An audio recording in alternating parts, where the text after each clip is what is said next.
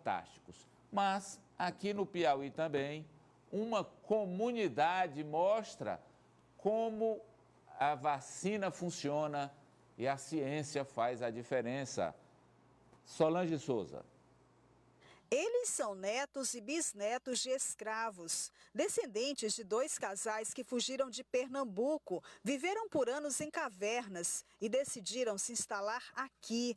Nascia a comunidade Mimbó, fundada há mais de 200 anos. Um cenário de luta e resistência. Aqui, mais de 90% da comunidade é formada por pessoas da mesma família. Paixão. A comunidade Mimbó fica em Amarante e, como o resto do país, sofreu os efeitos da pandemia. As 600 famílias não vivem mais isoladas e o vírus chegou aqui ainda no ano passado. Foram 60 casos confirmados e 3 mortes. Todas as famílias foram imunizadas com a primeira dose da AstraZeneca a partir de 18 anos, no dia 24 de março. A segunda dose está prevista para o dia 24 de junho. A comunidade Mimbó é considerada hoje um exemplo da eficácia da vacinação contra a Covid-19 no Piauí. Desde o dia 24 de março, quando as 173 famílias da região receberam a primeira dose da vacina, ocorreu apenas um caso confirmado da doença. A mulher chegou a ser internada, mas já está recuperada. A comunidade Mimbó é considerada hoje a primeira ilha protegida contra a Covid-19 no Piauí e é comparada à cidade de Serrana, no interior de São Paulo, que conseguiu vacinar 75% da população e reduziu em 95% as mortes e em 86% as internações. E que hoje, para a gente, nós da comunidade Mimbó, é só gratidão por ter recebido a dose da vacina tão logo, né, tão rápido, e que a gente sempre diz, viva o SUS, vacina sim, e hoje, dentro aqui do nosso quilombo, nós só temos mesmo a agradecer. Para quem já recebeu a primeira dose, a sensação é de alívio. Todos ganham uma segunda chance. É uma coisa muito, né, importante para todos nós, né, pois é uma comunidade quilombola que necessitava, assim como um todo, de estar sendo, né, privilegiada com esse tipo de proteção que é a vacina. Olha, é uma ousadia aqui do Piauí. É o primeiro estado com uma experiência igual a essa. Temos, repito, uma cidade, Serrana, em São Paulo, que foi o governo de São Paulo, o Instituto Butantan, resolveram utilizar a cidade de Serrana como um projeto piloto de vacinação em massa e deu super certo. E aqui no Piauí não tinha como ter vacinas para que uma cidade toda fosse imunizada. Então a ideia foi um quilombo. Lá a área... Lá é Amarante, eu já tive lá. Você sabe quando é que eu fui lá, Sávia Barreto? Você não era nem nascida, em 1984. Nem nascida a Sávia era, nem a Apoliana, nem o Ananias. Eu era um bebê. Só eu nasci em agosto de 84. Pronto, pois foi mais ou menos nessa época aí que eu fui, o Ananias nascendo e eu lá no Mimbó. E, mas claro que de lá para cá mudou demais, avançou muita coisa. E essa é uma ideia espetacular aí da Secretaria de Saúde do governo do Piauí de fazer essa vacinação no quilombo, que é inovadora e também um case, um exemplo para o país, Sávia.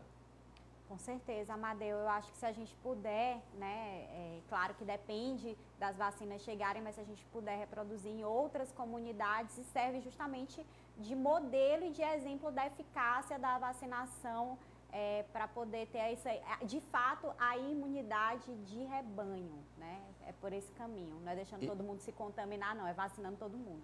Inclusive, a maioria da população, essa vacinação em massa lá ocorreu com a Coronavac, que houve no começo questionamentos e dúvidas sobre a eficiência e eficácia da Coronavac.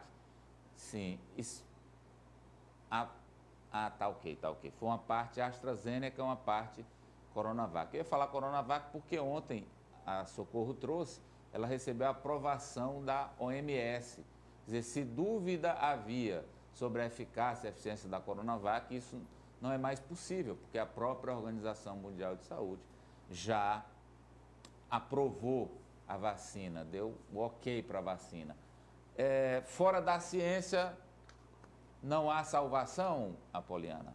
Não, Amadeu, é um caminho assim que não dá para a gente imaginar na situação em que nós estamos. Nós estamos lidando ainda com um certo desconhecido, a gente já aprendeu muito com essa pandemia, né? Muita coisa experimental aconteceu, mas o que a gente está vendo de sucesso é realmente aquilo que está sendo pautado pela ciência, o que os cientistas estão regendo nesse comando de enfrentamento à pandemia. E só destacar que a vacinação dos indígenas foi um pleito que foi feito pela Secretaria de Estado do Piauí, da Saúde, porque o Ministério inicialmente não havia incluso as populações indígenas. Então, teve um movimento aqui no Estado, junto ao Ministério, que possibilitou a imunização indígenas, quilombolas, essas comunidades, né? Você queria comentar, Ananias?